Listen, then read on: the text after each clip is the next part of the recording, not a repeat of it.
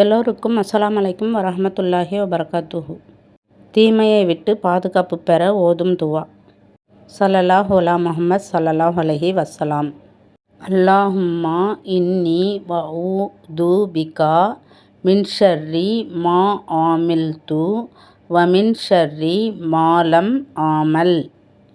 யா அல்லாஹ், நான் செய்த செயலால் ஏற்படும் தீங்கை விட்டும் நான் செய்யாத செயல்களால் ஏற்படும் தீங்கை விட்டும் நிச்சயமாக நான் உன்னிடம் பாதுகாவல் தேடுகிறேன் என்று இந்த துவாவின் பொருள். நாம் தினந்தோறும் இந்த துவாவை எப்பொழுதும் ஓதி வரலாம்.